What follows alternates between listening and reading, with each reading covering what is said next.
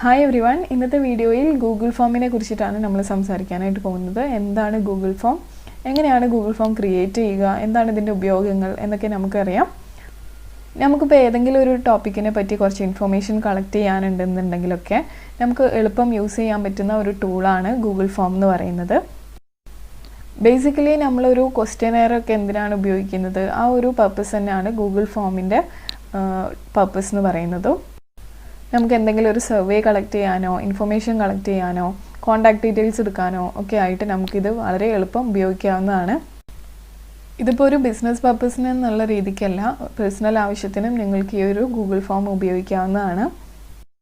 ഇപ്പോൾ ഒരു എക്സാമ്പിൾ പറയുകയാണെന്നുണ്ടെങ്കിൽ നിങ്ങളുടെ വെബ്സൈറ്റിൻ്റെ ഒരു റിവ്യൂ എന്നുള്ള രീതിക്ക് നിങ്ങൾക്ക് കസ്റ്റമേഴ്സിന് വേണമെന്നുണ്ടെങ്കിൽ ഈ ഒരു ഫോം അയച്ചു കൊടുക്കാം. എന്നിട്ട് അവരുടെ കയ്യിൽ നിന്ന് ഫീഡ്ബാക്ക് കളക്ട് ചെയ്യാനായിട്ട് ഇത് ഉപയോഗിക്കാം. ഒരു പേഴ്സണൽ യൂസിൻ്റെ ഒരു രീതിക്ക് നമ്മൾ ഗൂഗിൾ ഫോമിനെ കൺസിഡർ ചെയ്യുകയാണെന്നുണ്ടെങ്കിൽ ഇപ്പോൾ ഒരു വർക്ക് പ്ലേസിലോ അങ്ങനെ ഒരു ടൂർ കണ്ടക്ട് ചെയ്യുന്നുണ്ടെന്നുണ്ടെങ്കിൽ അതിന് ഇൻട്രസ്റ്റഡ് ഉള്ളവരുടെ ഇൻഫർമേഷൻ കളക്ട് ചെയ്യാനായിട്ട് നമുക്ക് ഗൂഗിൾ ഫോം ഉണ്ടാക്കാവുന്നതാണ്. ഇപ്പോൾ ഒരു പേഴ്സണൽ യൂസിൻ്റെ എക്സാമ്പിൾ പറയുകയാണെന്നുണ്ടെങ്കിൽ സപ്പോസ് നിങ്ങളൊരു പാർട്ടി കണ്ടക്ട് ചെയ്യുകയാണെന്നുണ്ടെങ്കിൽ ആ പാർട്ടിയിൽ എത്ര പേര് വരും എന്നുള്ളത് അറിയാനായിട്ട് വേണമെന്നുണ്ടെങ്കിൽ നിങ്ങൾക്ക് ഗൂഗിൾ ഫോം യൂസ് ചെയ്യാം. അപ്പോൾ ഇതെല്ലാം ഇതിൻ്റെ ഒരു എക്സാമ്പിളാണ്. ഇനി നമുക്ക് എങ്ങനെയാണ് ഒരു ഗൂഗിൾ ഫോം ക്രിയേറ്റ് ചെയ്യാം എന്നുള്ളത് നോക്കാം. സ്റ്റാർട്ട് എ ന്യൂ ഫോം എന്നുള്ളൊരു ഓപ്ഷൻ ഉണ്ട്.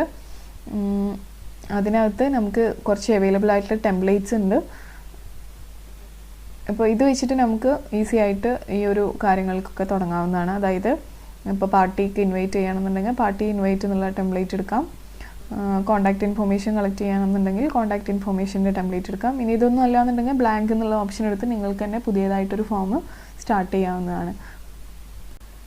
ഞാനിപ്പോൾ ഇവിടെ കോൺടാക്ട് ഇൻഫർമേഷൻ്റെ ടെംപ്ലേറ്റ് ആണ് എടുക്കുന്നത്. എനിക്ക് കോൺടാക്ട് ഇൻഫർമേഷൻ കളക്ട് ചെയ്യുന്ന ഒരു ഫോമാണ് ക്രിയേറ്റ് ചെയ്യേണ്ടത്. ഇപ്പോൾ ഇവിടെ നമ്മുടെ ടൈറ്റിൽ, ഈ ഒരു ഫോമിൻ്റെ ടൈറ്റിലായിട്ട് ഇത് എന്തിൻ്റെ റിലേറ്റഡ് ആയിട്ടുള്ള ഫോമാണ് എന്നുള്ളതാണ് നമ്മൾ കൊടുക്കുന്നത്. അപ്പോൾ ആദ്യമായിട്ട് നമ്മളിതിപ്പോൾ ഈ ഒരു ലിങ്ക് അയച്ചു കൊടുത്തു കഴിഞ്ഞാൽ അത് റിസീവ് ചെയ്യുന്ന ആൾക്ക് ഒറ്റ നോട്ടത്തിൽ മനസ്സിലാവണം ഇത് എന്തിൻ്റെ ഫോമാണ് എന്നുള്ളത്.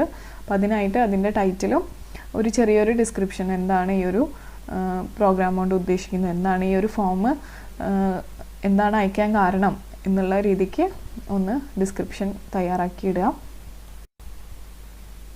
ഇനിയിപ്പോൾ ഇവിടെ നമുക്ക് നെയിം എന്നുള്ളൊരു ഓപ്ഷൻ കാണാം. അത് നെയിം എന്നുള്ള ഫീൽഡാണ്. ആ ഫീൽഡിൽ ഷോർട്ട് ആൻസറാണ് നമ്മൾ കൊടുത്തിരിക്കുന്നത്. പിന്നെ റിക്വയർഡ് എന്നുള്ള ഓപ്ഷൻ നമ്മൾ സെലക്ട് ചെയ്ത് വെക്കുകയാണെന്നുണ്ടെങ്കിൽ അത് ഒരു റെഡ് സ്റ്റാർ നമുക്ക് അവിടെ കാണാം.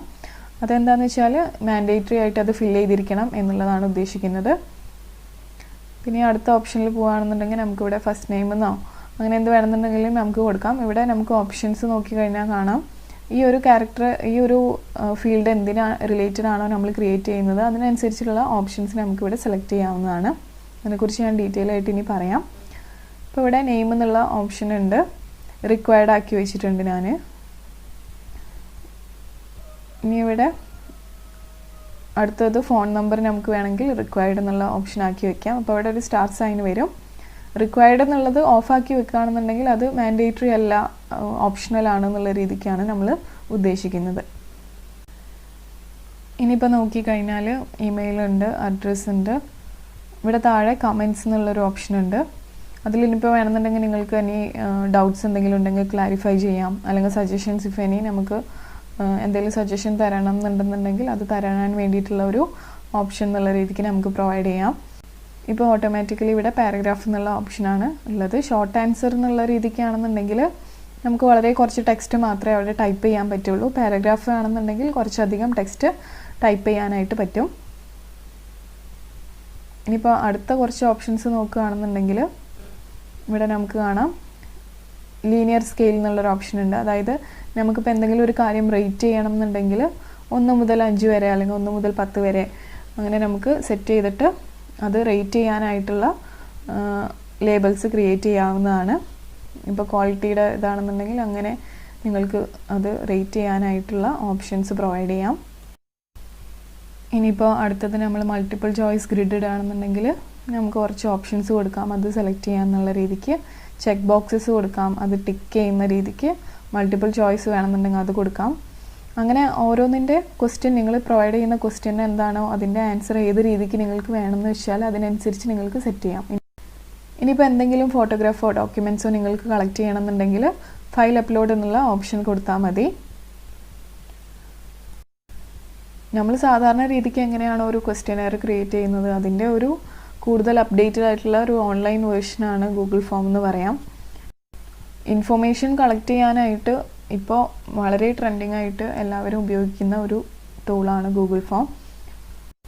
ഇതിങ്ങനെ സിമ്പിളായിട്ട് ക്രിയേറ്റ് ചെയ്ത് കഴിഞ്ഞാൽ അതിൻ്റെ ലിങ്ക് നമുക്ക് ബാക്കിയുള്ളവർക്ക് ഷെയർ ചെയ്ത് കൊടുത്താൽ എല്ലാവർക്കും വളരെ എളുപ്പം ഉപയോഗിക്കാവുന്ന, നമുക്ക് കൂടുതൽ റെസ്പോൺസ് കിട്ടുന്ന ഒരു സിമ്പിളായിട്ടുള്ള ഒരു ടൂളാണ് ഗൂഗിൾ ഫോം എന്ന് പറയുന്നത്.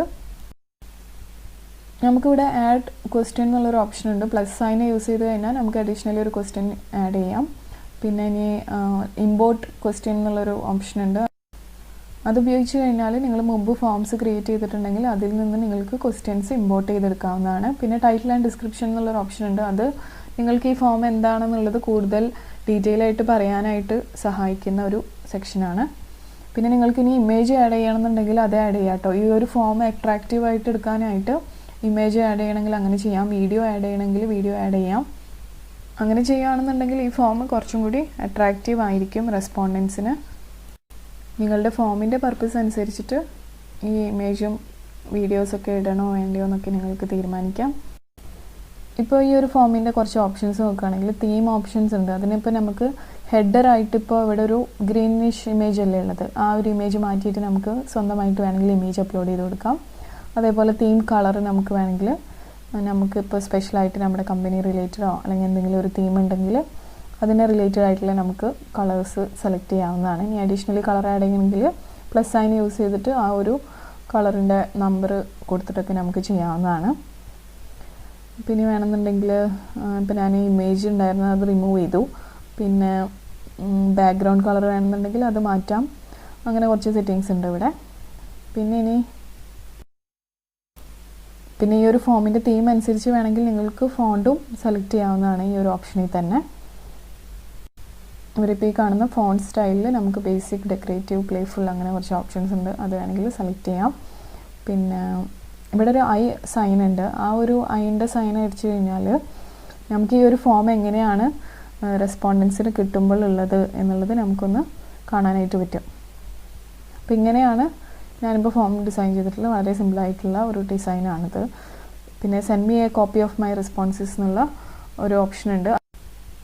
അത് സെലക്ട് ചെയ്ത് കൊടുക്കുകയാണെങ്കിൽ ഈ ഒരു ഫോം നമ്മൾ ഫില്ല് ചെയ്തിട്ട് സബ്മിറ്റ് ഓപ്ഷൻ ക്ലിക്ക് ചെയ്ത് കൊടുക്കുകയാണെങ്കിൽ നിങ്ങളിപ്പോൾ ഫില്ല് ചെയ്തിട്ടുള്ള ഈ ഒരു ഫോമിൻ്റെ കോപ്പി നിങ്ങൾക്ക് തന്നെ വരുന്നതാണ്. അപ്പോൾ നിങ്ങൾക്കറിയാം എങ്ങനെയാണ് ഈ ഒരു ഫോം റിസീവ് ചെയ്യുമ്പോൾ ഉണ്ടാവുക എന്നുള്ളത്.